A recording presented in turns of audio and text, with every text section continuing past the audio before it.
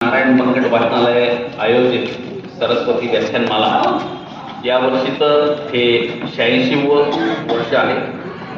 सलग 85 वर्षापासून ही सरस्वती व्याख्यानमाला सुरू आहे।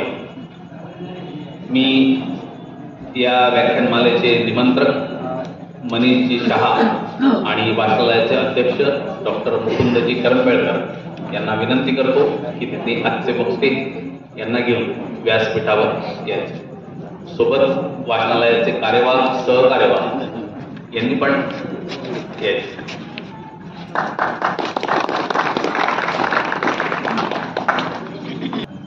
आपण या पहिल्या व्याख्यानाची सुरुवात दीप प्रज्वलनाने करू।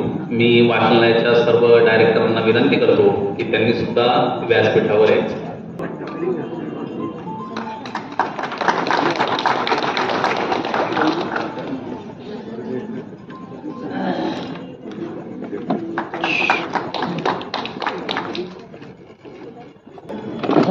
बंद करायची गरज नाही, वायर बदलायची। त्या नावाने पॉप्युलर आहे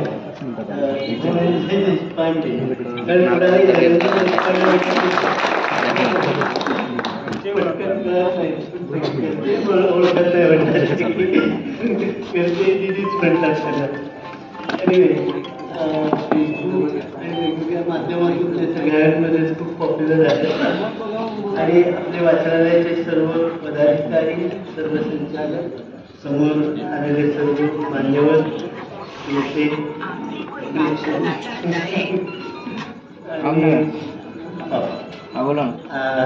आपले या सायबर प्रोजेक्ट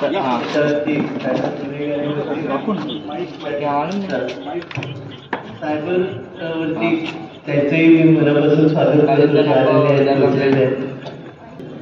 खरं म्हणजे याचं प्रास्ताविकाने खूप वेळ घालवणं शक्यच नाही आहे आणि पुढच्या व्याख्यानाला सगळ्यांना खूपच उत्सुकता आहे।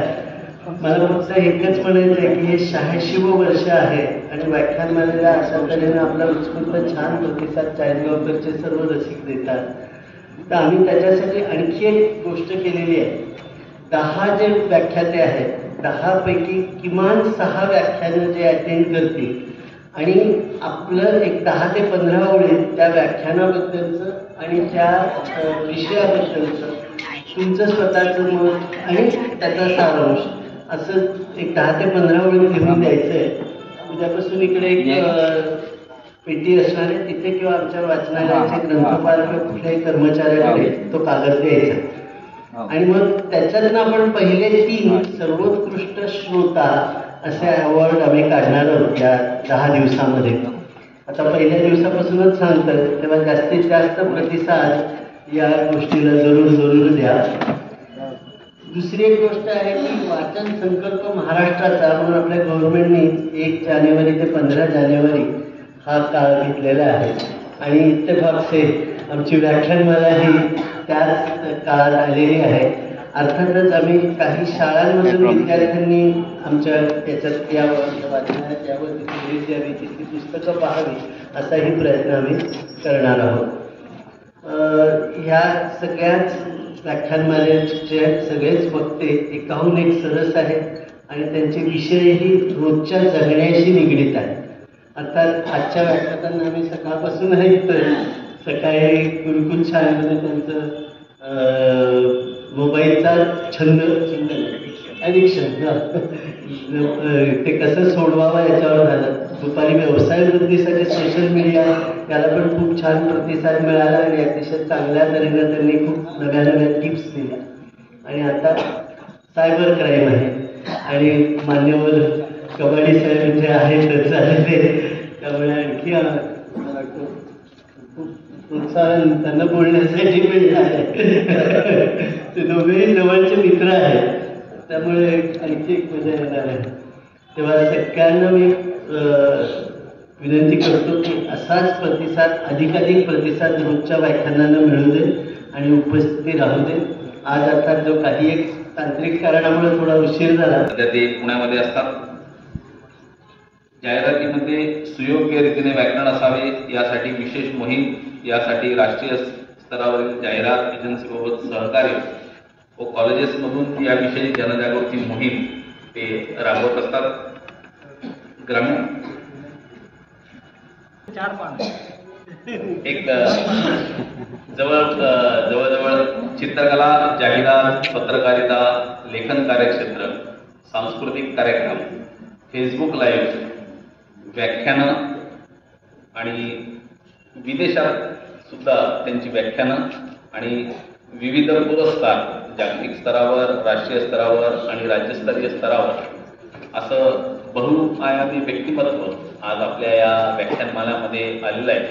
आणि त्यांच्या विनंतीला मान देऊन मी वाचनालयाचे अध्यक्ष डॉक्टर मुकुंदजी करंबेळकर यांना त्यांना विनंती करतो की त्यांनी आजच्या व्याख्यानांचं स्वागत करावं.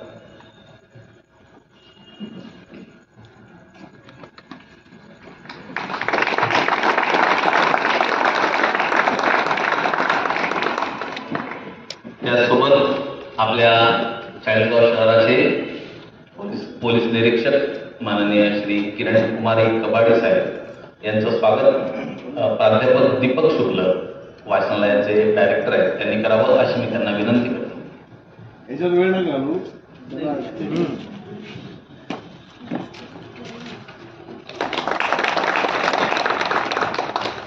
आणि आपण ज्यांची आतुरतेने वाट बघत आहोत असे आजचे व्याख्याते डॉक्टर देशपांडे सर त्यांना विनंती करतो की त्यांनी व्याख्यान. आजकाल काय झालं, महिलांसाठी जसं मंगळसूत्र असतं तसं पुरुष वक्त्यांसाठी हे काहीतरी गळ्यात येतच येतं, रेकॉर्ड येतं. हे परत कधी बोललोच नाही असं मला म्हणता येत नाही.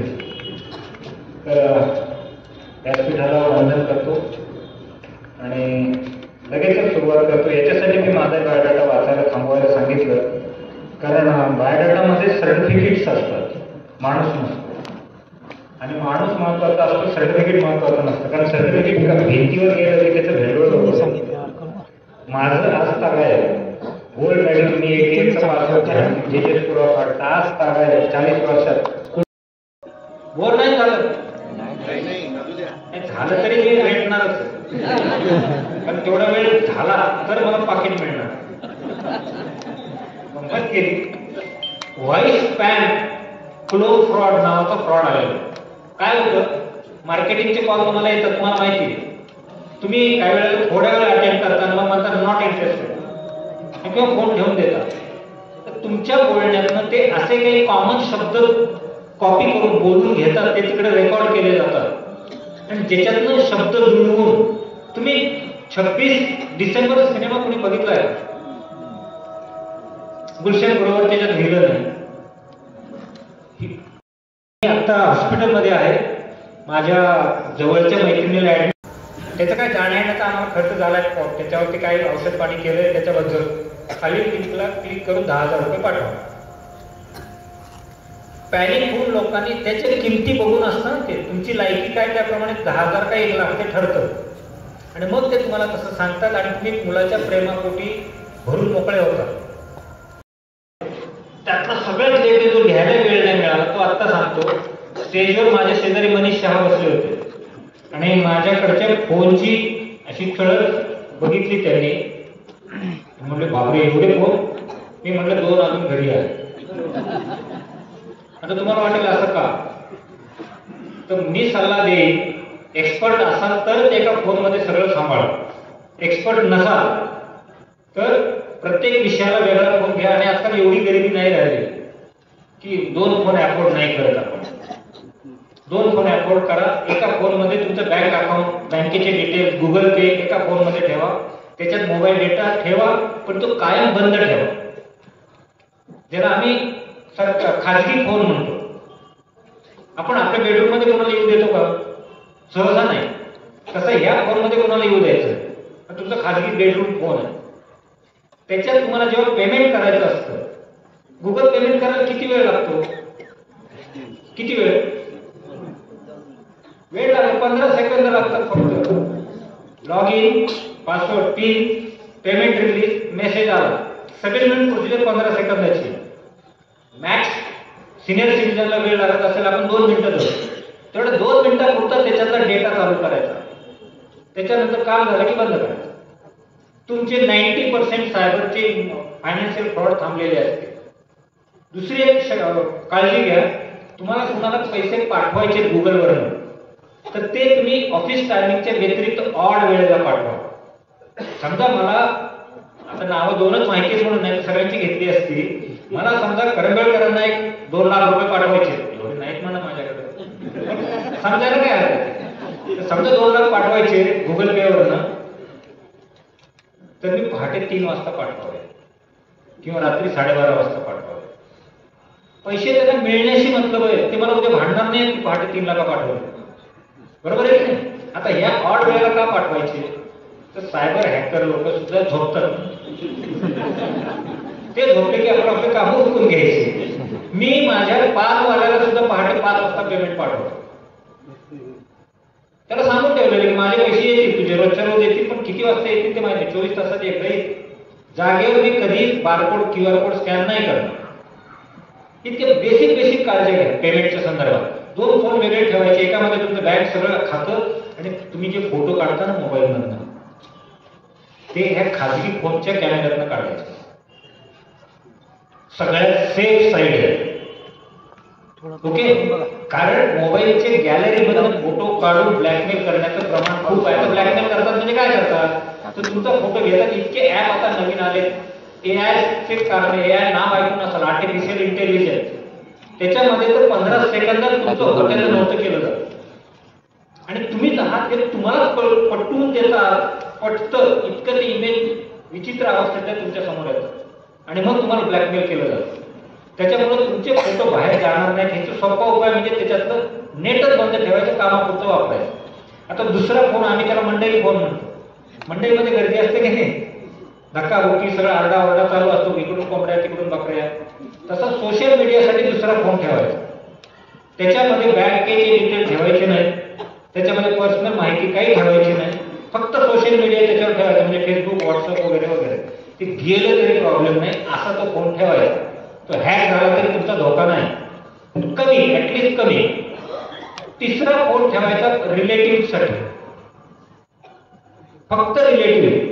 त्याच्यावर त्याचा फायदा काय होतो माहिती का, फोन कुठला वाजला त्याच्यावर आपली मानसिकता तयार होते. हा फोन वाजला म्हणजे रिलेटिव्ह देत कोणीतरी, मग घ्यायला हरकत नाही.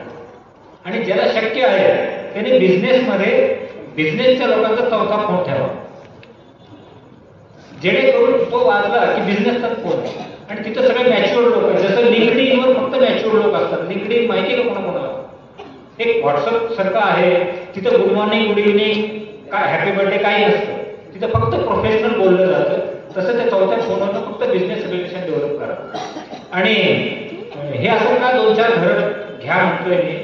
तुम्ही वन RK मध्ये राहिलेला असाल काही जण, म्हणजे एका खोलीमध्ये अडचण व्हायला लागली म्हणून 2 खोलीत गेला. त्याच्यात आणखी अडचण मुलं वाढली म्हणून 3 खोल्याचा फ्लॅट घेतला, मग 4 खोल्याचा घेतला. का हो, एका खोलीत राहता आला असतं, 4 खोल्या का घेतल्या? आयुष्य सुखकर व्हावं म्हणून घेतल्या ना, जीवन चांगलं व्हावं म्हणून. आजकाल ह्याच्यामुळे तुमचं जीवन चांगलं होणार आहे. म्हणून ज्यांना शक्य आहे त्यांनी 2 फोन वापरा किमान. आणि एका फोनमध्ये 2 सिम कार्ड एक्सपर्ट नसाल तर वापरू नका. कारण एक सिम हॅक झालं, एक फोन हॅक झाला की दोन्ही सिम धोक्यात येण्याची शक्यता वाढते. त्याच्यामुळे काही जण म्हणतात की नाही माझं भारी आहे, काय होणार नाही. तसं काही नसतं. ऍपलचा फोन सोडले तर बाकी सगळे फोन कधीही धोक्यात येऊ शकतात. ऍपलची स्वतःची सुदैव आणि इनबिल्ट सिक्युरिटी सिस्टीम फार सुंदर आहे, म्हणून तर ते एवढे महाग आहे. पण अदर दॅन ऍपल बाकी सगळे फोन कधीही हॅक करता येतात. त्यात काही विशेष नाही. आता डेमो द्यायला वेळ नाही, तर आमचं ठरलं होतं की मी करायचा फोन इथं समोर तुमच्या हॅक करून दाखवला असता 2 मिनिटात, समोर त्यांच्या हातनं करून दाखवला असता. कसा केला जातो ते सांगून ठेवतो. आता डेमो नाही दाखवत. अनोळखी माणूस तुमच्या सार्वजनिक ठिकाणी जेव्हा तुम्ही असता तेव्हा, उदाहरणार्थ बस स्टँड, रेल्वे स्टेशन, भाजी मंडई, गर्दी, कोलाहल, अशा वेळेला कुठे अनोळखी व्यक्ती तुमच्याकडे येते आणि घाबऱ्या चेहऱ्याने म्हणते की माझे बाबा हॉस्पिटलमध्ये आजारी आहे किंवा आई आजारी आहे, तिला पैसे ऑपरेशनसाठी भरायचे होते, ते मी पाठवले, 1 तास झाला, पण ते मिळाले की नाही कळत नाही. माझी मोबाईलची बॅटरी डाऊन आहे, तुमच्या मोबाईलवर एक कॉल करू का माझ्या आईला की पैसे मिळाले का? आता आपल्यातला माणूस की जागी होते, कर्ण जागा होतो, हरिश्चंद्र जागा होतो. आजकाल जमाना तो नाही आहे. मला कोल्हापूरचे लोक तेवढ्यासाठी आवडतात. कोल्हापूरच्या लोकांना तुम्ही लिफ्ट मागून बघा, गाडी देणार नाही. एक दोस्त असला तरी त्याला म्हणायचं की बाबा मला जरा रंकाळ्याला जाऊन यायची, गाडी देतो काय, अर्ध्या तासात देतो, पेट्रोल टाकतो. तो म्हणतो नाही, तू मागं बस, मी तुला रंकाळ्याला सोडतो. कोल्हापूरचं तुम्ही माहिती असेल का बघा, म्हणजे फार वेशी परत सोडून येतील, पण गाडी त्याच्या ताब्यात देणार नाही. तसं याच्यामध्ये करणं गरजेचं आहे. तुम्हाला जे काही करायचं आहे सावधपणे करायचं आहे. हनी ट्रॅप नावाचा जो मी शोधून काढला, इचलकरंजीचा मोठा फ्रॉड, ज्याच्यामध्ये सुसाईड मोठ्या प्रमाणावर झाले तरुणांचे आणि ज्येष्ठ नागरिकांचे.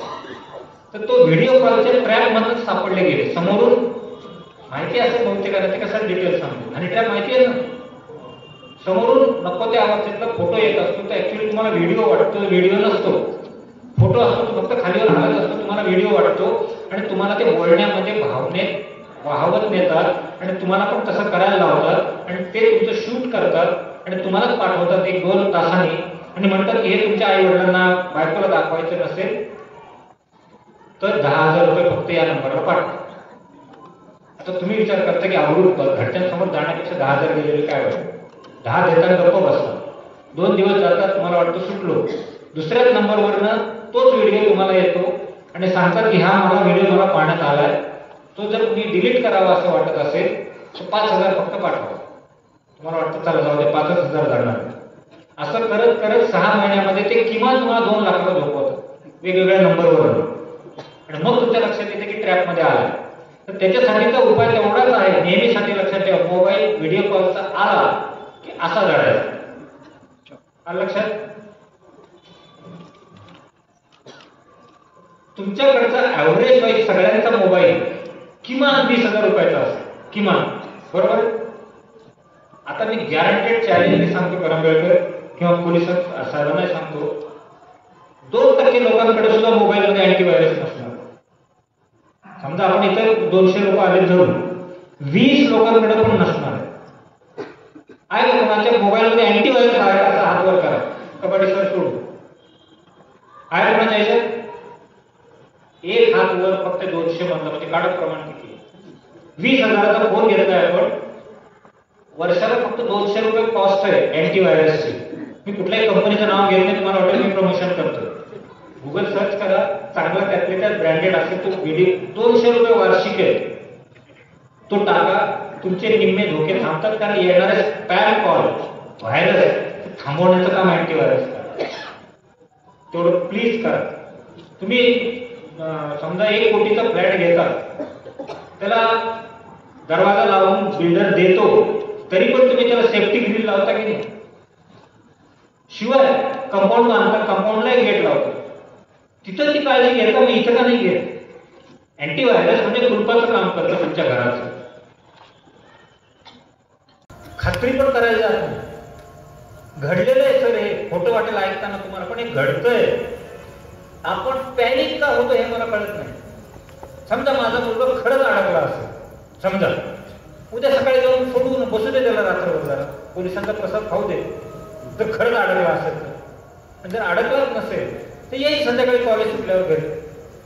पोलिसांकडे नसेल तो, हा साधा विचार आपण का नाही करत? किंवा त्या फोनला होल्ड ठेवून खरोखर तुमच्या मुलाला फोन लावा. तो म्हणेल की नाही, मी तर कॅन्टीन मध्ये वडापाव खातो. घडतंय हे. आणि ते तुमचं डिटेल सांगतात, तुमच्या मुलाचं नाव सांगतात, तुमचं नाव सांगतात, घराचा ऍड्रेस सांगतात. त्याच्यामुळे तुमचा विश्वास बसतो. आणि ते आजकाल काढणं फार अवघड नाही राहिलेलं.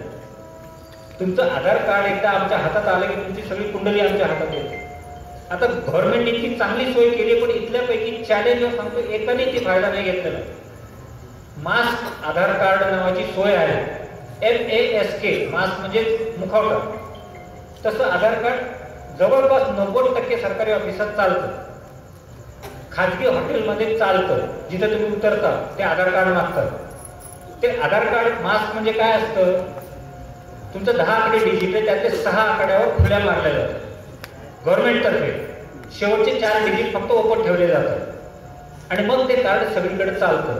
आता फ्रॉडस्टरला पूर्ण तुमचा आकडा न कळल्यामुळे आधार कार्डद्वारे तुमची कुंडली त्यांना कळत नाही आणि तुम्ही सेफ राहता. आता हे मास्क आधार कार्ड काढायची किंमत किती आहे? 0 पैसे. जर तुम्ही टेक्नोसॅव्ही असाल, घरात कोणाला लॅपटॉप कॉम्प्युटर येत असेल तर त्यांच्या वेबसाईटवर जाऊन मोफतमध्ये आधार कार्डच्या योजनेच्या वेबसाईटला जा. तिथं मास्क आधार कार्ड फॅसिलिटी आहे, तिथे सगळे डिटेल भरा. घरपोच 15 दिवसात तुमच्याकडे मास्क कार्ड येतं. तर तेवढं तुम्हाला जमत नसेल तर जवळच्या ई सेवा केंद्रात जा. ते तरी आहेत ना 40 गावामध्ये आहेत ना? हां, तिथं जा. 50 रुपये ते घेतात नॉमिनल चार्जेस. तिथनं आधार कार्ड ताबडतोब काढून घ्या. मास्क आधार कार्ड ते तुम्हाला अनेक धोक्यांपासून वाचवतं. तुमचं प्रोफाईल म्हणजे डीपी, तुमचा डीपी सोशल मीडियावर लावलेला घेऊन चोरून डुप्लिकेट अकाउंट बनवलं जातं फेसबुकचं समजा, आणि त्याच्यावरनं तुमच्या मित्रांना मेसेज पाठवले जातात. मी पिकनिकला चाललोय वगैरे विश्वास संपादन केला जातो. 1-2 फोटो पाठवले जातात जे तुमच्याच वॉलवरनं घेतलेले असतात. आणि मग तुमचा विश्वास जिंकल्यानंतर परत तीच त्याची कॅसेट मेसेजमध्ये वाचायला लागते की मी आता अडचणीत आहे. त्याची कारणं 25. तुम्हाला जरा सध्या फक्त 1000 रुपये पाठव. समोरची माणसं आजकाल विचारही करत नाही. 1000 रुपये तर द्या पाठवून आणि अडकतात, म्हणजे पैसे वाया जातात आणि समोरच्याचं फसवणूक होते. तर कृपया कोणालाही पैसे पाठवताना क्रॉस चेक करा. भले त्यांनी 100 रुपये मागितलेले आहेत, चुकीच्या माणसाच्या हातात जाणार नाही. दुसरं दरवाजाचं मगाशी जे सांगितलं की बिल्डर तुम्हाला एक दरवाजा बांधून देतो पण तुम्ही स्वतःच्या खर्चाने लोखंडी दरवाजा लावता, बरोबर आहे ना? त्याला दुहेरी सुरक्षा म्हणतो आपण. तुमच्या मोबाईलमध्ये प्रत्येक गोष्टीला दुहेरी कुलूप लावण्याची सोय आहे. त्याला टेक्निकल भाषेत शब्द नीट लक्षात ठेवा, 2 स्टेप व्हेरिफिकेशन. हे ताबडतोब जेवढा जमेल तेवढा लवकर करून घ्या. तुमचं ईमेल म्हणजे जीमेल ज्याच्यावर ईमेल वापरता, तुमचे सोशल अकाउंट फेसबुक इंस्टाग्राम सगळ्याला 2 स्टेप व्हेरिफिकेशन फॅसिलिटी आहे. ती चालू करा. टेक्नोसॅव्हीकडून मित्र असतील त्याच्या मदतीने. त्याचा फायदा काय होतो? तुमचं अकाउंट कुणी जर हॅक करायचा प्रयत्न केला तर त्यावेळेला त्याला OTP येतो ओरिजिनल नंबरवर. तो OTP टाकल्याशिवाय तुला हॅक करता येत नाही. OTP तुमच्याकडे आला की समजायचं की कुणीतरी तुमच्या खात्याशी छेडछाड करतंय. तो OTP द्यायचाच नाही कोणाला, मग त्याला तुमचं खातं हॅक करता येत नाही. किती सोपा उपाय आहे तो लक्षात ठेवा. 2 स्टेप व्हेरिफिकेशन नेहमी करा. आणि गॅलरी, प्रत्येक ॲपला आता लॉक लावता येतं. तुमची फोटो गॅलरी म्हणजे तुमचा पोपटाचा प्राण आहे गळ्यातला. मान मुरगळली की राजाचा प्राण गेला. तसं तुमच्या गॅलरीला लॉक लावा. आणि लॉकचं पासवर्ड त्याच मोबाईलमध्ये ठेवणारे महाभाग बघितले होते नोटपॅडमध्ये. तसं करू नका.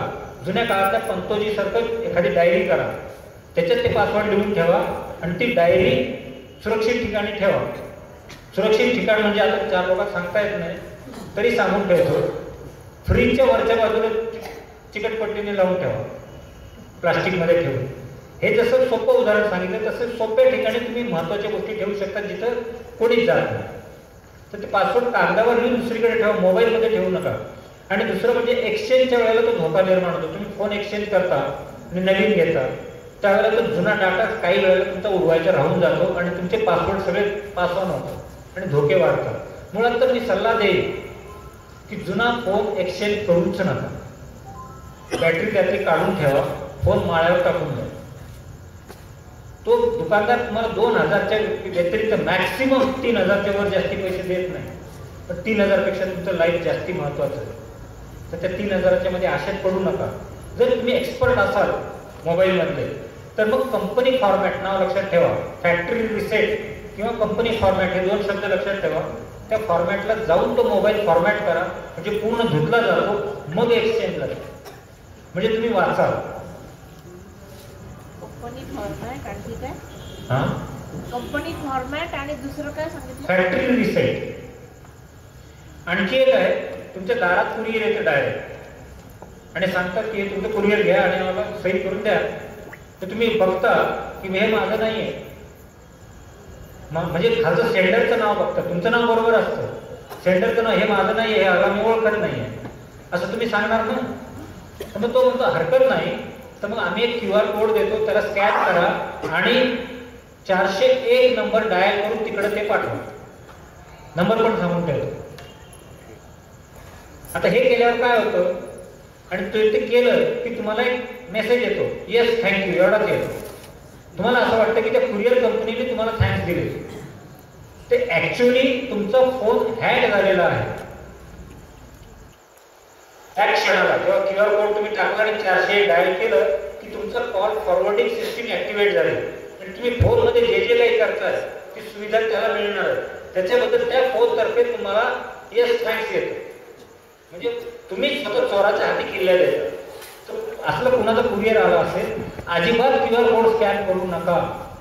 त्याला मला घेऊन जा, नाही तर फेकून दे, नाहीतर मी 100 नंबरला कॉल करेन, म्हणजे पोलिसांना कॉल करेन. मग बघा ते निघून जातं. ज्यांनी पाठवलेलं नाही असं तुम्हाला खात्री आहे त्याच्यासाठी घोळ का घालताय? दार बंद करा, मोकळे व्हा. अमेझॉनचे सुमारे 250 डुप्लिकेट ऍप मार्केटला आले. गंभीर आहे सर. 250 डुप्लिकेट जे खरे खरे वाटतील असे, आणि त्याच्यावर त्यांनी डमी प्रॉडक्ट मांडलेले, आणि ते डमी प्रॉडक्ट त्याच लोकांचे आहेत जी गँग आहे. आणि ते तुम्हाला वस्तू पाठवण्याच्या ऐवजी तेवढ्या वजनाचा दगड पाठवतात किंवा रद्दी पाठवतात.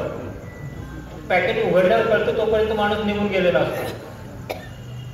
तर अमेझॉनवर किंवा कुठल्याही ऑनलाईन पोर्टलवर खरेदी करताना शक्यतो माझी तर विनंती आहे, देवावर दुकानात जाऊन खरेदी करा. त्याच्यातली माझ्या व्हिडिओ असते.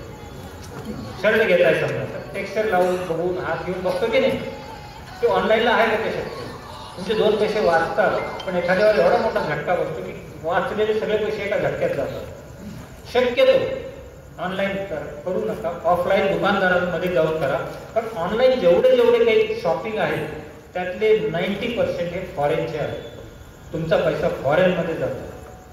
एकीकडे आपण स्वदेशीवर भाषणं ठोकायची आणि एकीकडे अमेझॉनला मोठं करायचं. हे उत्पन्न का करायचं?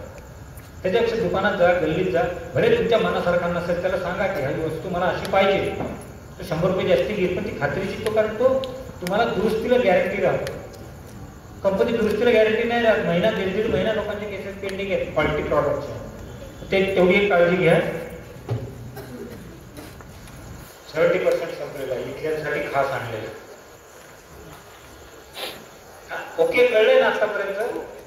ओके, विचारलेलं बरं. नाही कळलं तर कोण म्हणणार नाही कळलं?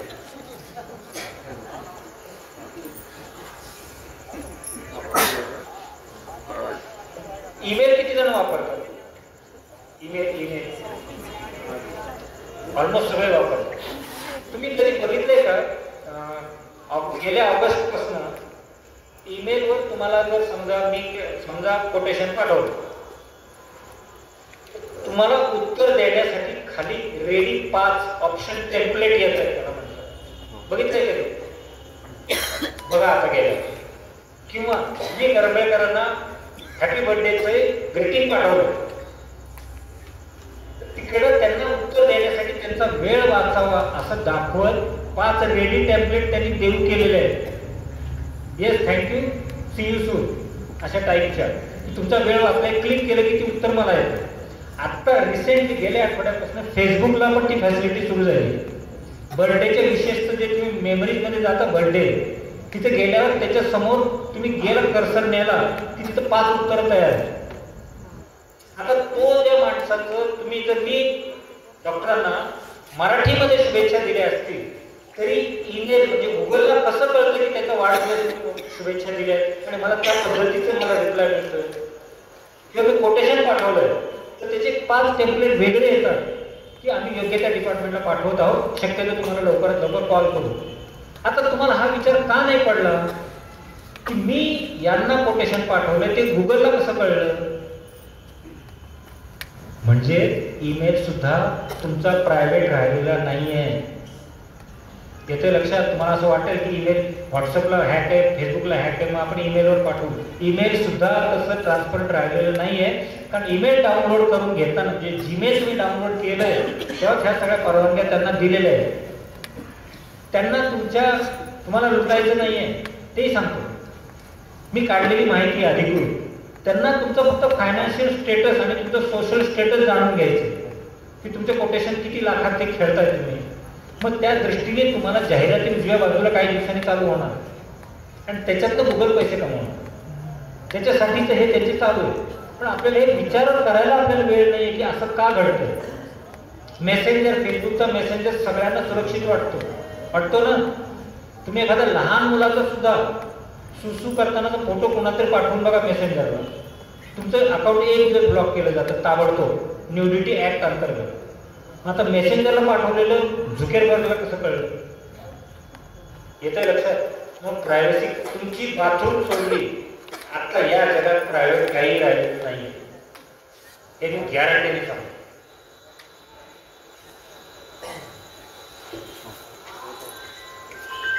ज्येष्ठ नागरिकांसाठी काढलेले 2-3 मुद्दे. काही ॲप डाउनलोड करून घ्यावेसे वाटतात ज्येष्ठ नागरिकांचे, बाबा सरकारी योजनांचे आहे किंवा कुठले आहे, ते करताना काळजी भरपूर घ्या. कुणीतरी सांगितलंय म्हणून ॲप डाउनलोड करू नका. बंगल्यात राहणारा माणूस सांगतो बंगल्यात बांधा, पण तुमचा खिस्सा कितीचा आहे त्याच्यावर तुम्ही बंगला बांधायचं की नाही ठरवलं पाहिजे ना. ती जी आलेली स्कीम आहे, तो आलेला ॲप आहे, तुमच्या खिशात तुमच्या मेंटॅलिटीला झेपणार आहे का? उदाहरणार्थ म्हणजे बिल्डिंग लाईनमध्ये आहे किंवा कन्स्ट्रक्शन लाईनमध्ये आहे, त्यांच्या मोबाईलमध्ये कंपास नावाचं ॲप लागतं ना. कारण बांधकाम करताना ईस्ट वेस्ट बघून करायला लागतं. डॉक्टर लोकांना कशाला ते कंपासचं लागतं? पेशंटचा हात उत्तरेकडून फाडायचं ठरलेलं असतं काही, त्यांचं सायन्स ठरलेलं तिथलं ते फाडणार. अनेक डॉक्टरांच्या मोबाईलमध्ये मी ते ॲप बघितलं. त्यांना विचारला हा प्रश्न की तुम्ही ऑपरेशनच्या वेळेला कंपास बघता का, पेशंटला कसा झोपवायचा ते? म्हणले नाही. कधीतरी छान वाटलं, आम्ही कधीतरी ट्रेकिंगला जंगलात गेलो होतो, दिशा बघताना फार कामाला आलो. म्हणजे किती वर्षापूर्वीची गोष्ट आहे? तर म्हणजे 7 वर्ष झाली. पण त्याच्यानंतर कधी वापरलं का? कधीच नाही. कळलं? पण ते ॲप डाउनलोड करताना तुम्ही त्यांना इतक्या परवानग्या दिलेल्या आहेत, तुम्ही वाचल्या पण नाहीये. ओके अलाव केलंय, त्याच्यामध्ये सगळं तुम्ही परवानग्या दिल्या, त्याच्यामध्ये तुमची गॅलरी, तुमचे कॉन्टॅक्ट लिस्ट, तुमचं सगळं त्यांना परवानगी दिली घ्यायला. आणि जी गोष्ट तुम्ही वापरत नाहीये ती गोष्ट 7-7 वर्ष तुमच्या माळ्यावर का पडू नये घरातल्या? आपण दसरा काढतो की नाही सणाला? काढतो ना. दसरा काढणं म्हणजे खेड्यात तरी असतं, माझ्या घरी काढायचे. म्हणजे वर्षभरात न लागलेल्या गोष्टी माळ्यावरच्या काढून भंगारवाल्याला दिल्या जायचे, त्याला दसरा काढणं म्हणतात. तुमच्या मोबाईलमध्ये जाऊन बघा, घरी जाऊन तुम्ही आज खरंच बघा संध्याकाळी गेल्यावर की अननेसेसरी कितीतरी गोष्टी तुम्ही डाउनलोड केलेल्या आहेत, तर काढून टाका. त्याच्याने तुमची मेमरी, फोनची मेमरी वाढते आणि फोनचं काम नीट वाढतं. आता प्रत्येकाच्या फोनमध्ये बाय डिफॉल्ट FM रेडिओ आहे की नाही? आहे, माहिती नाही सर तुम्हाला, बाय डिफॉल्ट आहे. पण तो किमान 20-22 MBची मेमरी खातोय रोज. म्हणजे तुम्ही ऐकलेलं नाही त्याच्यातलं FM कधीच. उडवून टाका ना, डिलीट करून टाका. त्यातलं तो विचारेल बाय डिफॉल्ट ॲप आहे तरी उडवायचं आहे का? जे नकोय ते उडवा. घरात जे कपाटात जे नकोय ते तुम्ही काढता की नाही, तेच मोबाईल बद्दल वागा. ATM मधनं पैसे काढता का तरी? काढतात? हा. ATM मधून पैसे काढताना शक्यतो बँकेच्या आवारात जे प्रिमायसेस मध्ये ATM आहे तिथनं पैसे काढा. तुमच्या घराजवळ आहे म्हणून तिथे पैसे काढायला जाऊ नका, थोडा वेळ लागेल. पण समजा बँकेच्या एरिया कॅम्पसमध्ये जर ATM असेल आणि काही जर गडबड झाली तर बँकेचे लोक पटकन तुम्हाला मदतीला येऊ शकतात. तुम्ही तुमच्या गल्लीतल्या ATM मध्ये काढलं तर बँकेत जाईपर्यंत तुमचे पैसे गायब झालेले असतात. लक्षात आलं? थोडे छोट्या टिप्स सांगून ठेवतोय.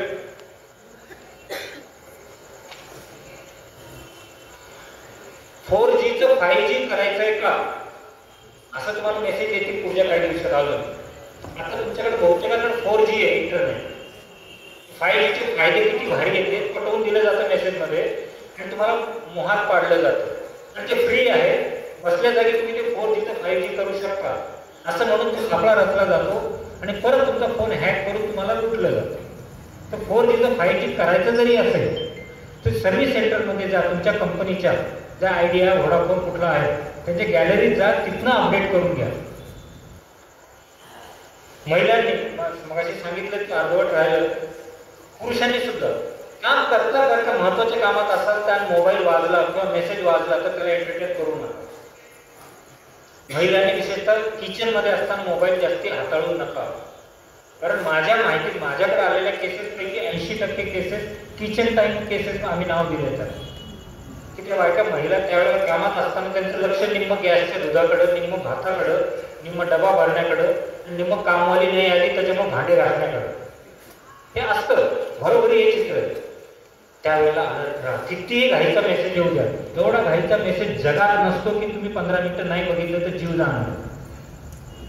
त्याच्यामुळे वर्किंग आवर तसंच पुरुषांचं पण सकाळी ब्रेकफास्ट ते आंघोळ करून कामाला निघणं हा तुमचा सगळ्यात बिझी शेड्यूल असतो. त्यावेळेला जे काही येईल तेव्हा अजिबात एंटरटेन करू नका. बाजू द्या, ऑफिसला जा, निवांत बसा आणि ते मेसेज चेक करा. ओके. झेरॉक्स कुठल्या दुकानात काढावे? तुम्ही झेरॉक्स काढता ना आधार कार्ड वगैरे, कुठल्या दुकानात काढावे? तर झेरॉक्सच्या मशीनचा ट्रे बाहेर कागद येतो, तो ट्रे तुमच्या बाजूला असला पाहिजे. अशा दुकानात झेरॉक्स काढायची पाहिजे. त्यासाठी थोडं चालावं लागलं तरी चालेल. त्याचं कारण सांगतो. तुम्ही आधार कार्डचे झेरॉक्स काढता, तोंड तिकडच्या बाजूला असेल मशीनचं, तर तो एक कॉपी काढतोय का दोन तुम्हाला कळत नाही. तो 2 कॉपी काढतो, एक कॉपी तुम्हाला देतो, एक कॉपी खाली पडू देतो, खाली बॉक्स ठेवलेला असतो. आणि संध्याकाळी भामट्या लोकांपैकी एक माणूस येतो, सध्याचा रेट चाललाय पर कॉपी 3 रुपये. पुण्यामधला तरी, बाकीच्यांचं माहित नाही, पण ते विकले जातात तुमचे आधार कार्डचे डुप्लिकेट झेरॉक्स. तो झेरॉक्सवाला तुम्हाला ती 1 रुपया कॉपी विकतोय, पण ब्लॅकमेल करणाऱ्याला 3 रुपयाला विकतोय. तो जास्ती पैसे त्याच्यात कमवतोय. ह्याचा माझ्या वॉलवर व्हिडिओ रेड हेअर मी पकडलेला CCTVतनं. ते कसं विकलं जातं, कसं पकडलं जातं. तर कृपया झेरॉक्स अशाच दुकानात काढा की ज्याचं तोंड तुमच्या बाजूला. सोपा उपाय आहे. मशीनचं तोंड ना, हा म्हणजे आउटपुट ट्रे ज्याला म्हणतो ना आपण, मशीन प्रिंट बाहेर कुठून येते ते तोंड तुमच्या बाजूला पाहिजे. दुकानाचे ते मॅक्झिमम दुकानामध्ये ते त्यांच्या बाजूला असतं. ते तुमच्या बाजूला असलेल्या ठिकाणी काढा. कॉमेडी 2-3 उदाहरण सांगतो आणि थांबतो. कॉमेडी घडलेले किस्से. त्याच्या अगोदर अजून एक नवीन हे केलेलं आहे, कॅनवा. फायनान्स डिपार्टमेंटकडून मेसेज येतो, तुमचा डिजिटल कॅन आलेला आहे, डाउनलोड करा. हा, मी आता त्याच्यावर येणार आहे. मी काय म्हटलं की मी शेवटचे 10 मिनिटं प्रश्नोत्तरासाठी राखीव ठेवले. त्याच्यामध्ये मी हा प्रश्न घेणार होतो, पण माझा आता मी 5 व्हिडिओ जे आणले की त्यातला एक ट्रॅमवरचा पण होता, दुर्दैवाने रन नाही झाला. तर पॅन 2 नावाचं व्हर्जन आलं आणि ते गव्हर्नमेंटने अधिकृतपणे जाहीर केलं की नवीन डिजिटलाइज्ड पॅन 2 येणार आहे. आणि ते तुम्हाला हवं असेल तर मग खाली लिंकला क्लिक करा वगैरे वगैरे चालू. तर गव्हर्नमेंटने कुणालाही कसलंही अशी लिंक पाठवलेली नाही. गव्हर्नमेंटकडे तुमची सगळी कुंडली आहे पहिले पॅन कार्ड दिल्यावर. त्याच्यामुळे गव्हर्नमेंटतर्फे घरपोच तुम्हाला ते कार्ड आपोआप येणार आहे.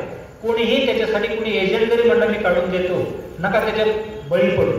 पॅन 2 तो व्हिडिओ माझा वॉलवर आहे. कृपया जमलं तर ते माझ्या वॉलवर जाऊन सायबर अवेअरनेस नावाच्या फोल्डरमध्ये सगळे व्हिडिओ आहेत. तुम्ही आता एक घडलेल्या घटनेचा किस्से आहे ते 2-3. एक किस्सा असा आहे, माझाच मित्राचा नागपूरचा किस्सा. IT सेक्टरमध्ये कामाला, त्यांनी बायकोला घेऊन फिरायला गोव्याला जायचा प्लॅन केला. बॉसला त्यांनी 4 दिवसाची रजा टाकली. बॉसने नाकारली.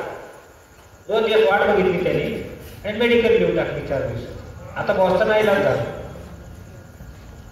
मेडिकल लिहूला चॅलेंज नाही करता येत. तो गेला सुट्टीवर बायकोला घेऊन. आता त्यांनी हे बायकोला सांगायला पाहिजे, बाई ग मला बॉसने साधी रजा नाही दिली म्हणून मी मेडिकल लिहून टाकली. त्यांनी सांगितलं नाही. आणि बायकोने त्यांच्या ट्विटचे फोटो धडाधड तिच्या फेसबुकवर टाकले. ते त्याच्या साहेबांनी बघितले आणि आल्यावर त्याला फायर केला. 1 महिन्याचा पगार पेनल्टी म्हणून कापला. तर माझं म्हणणं असं आहे, तुम्ही गोव्याला जा नाही तर कुठेही जा, तर तुमची खाजगी गोष्ट आहे की नाही, का ती सामाजिक गोष्ट आहे? दांडी यात्रा निघाली ती सामाजिक, तुमची गोवा यात्रा निघाली ती सामाजिक नाही, ती खाजगी आहे. ती खाजगीच ठेवा ना. दुसरं एक उदाहरण, स्क्रीनशॉट मी दाखवला तर तुम्ही खुर्चीतून पडाल हसून हसून. माझ्याच मित्राचं पोस्ट त्यांनी पोस्ट टाकली तिथे. आजकाल ते विमानाचं चित्र नकाशा येतो ना, गोईंग टू विमानाचं चित्र, त्यांनी टाकलं गोईंग टू काश्मीर. नीट आहे का? Going to Kashmir with wife for honeymoon. आणि पुणे टू काश्मीर असं विमानाचं चित्र टाकलं. आता त्याचं वावगं काय असं तुम्हाला वाटेल? बरोबर आहे ना, आपण बरेच जण टाकतो going for vacation and so and so.